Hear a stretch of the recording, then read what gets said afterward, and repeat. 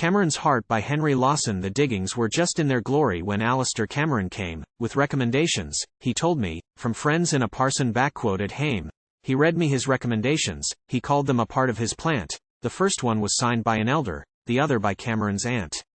The meenister called him ungodly, a frae the fauld o' the Lord, and his aunt set him down as a spendthrift, a rebel at hame and abroad. He got drunk now and then and he gambled. Such heroes are often the same. That's all they could say in connection with Alister Cameron's name.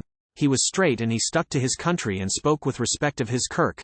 He did his full share of the cooking, and more than his share of the work. And many a poor devil then, when his strength and his money were spent, was sure of a lecture, and tucker, and a shakedown in Cameron's tent.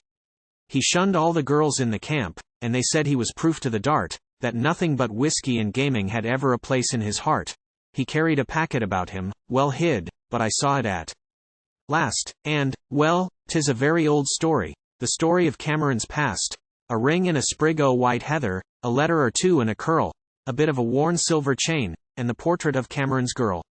It chanced in the first of the 60s that Ali and I and McKean were sinking a shaft on Mundoran, near Fosberry's puddle machine. The bucket we used was a big one, and rather a weight when 'twas full, though Alister wound it up easy, for he had the strength of a bull. He hinted at heart disease often, but, setting his fancy apart, I always believed there was nothing the matter with Cameron's heart. One day I was working below, I was filling the bucket with clay, when Alister cried, pack it on, mon. We ought to be bottomed today. He wound, and the bucket rose steady and swift to the surface until it reached the first log on the top, where it suddenly stopped, and hung still. I knew what was up in a moment when Cameron shouted to me, climb up for your life by the footholes. I'll stick taeth, Honley, or D. And those were the last words he uttered. He groaned, for I heard him quite plain. There's nothing so awful as that when it's wrung from a workman in pain. The strength of despair was upon me. I started, and scarcely drew breath, but climbed to the top for my life in the fear of a terrible death.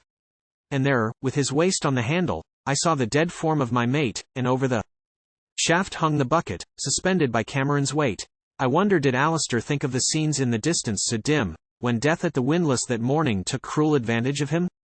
He knew if the bucket rushed down it would murder or cripple his mate. His hand on the iron was closed with a grip that was stronger than fate. He thought of my danger, not his.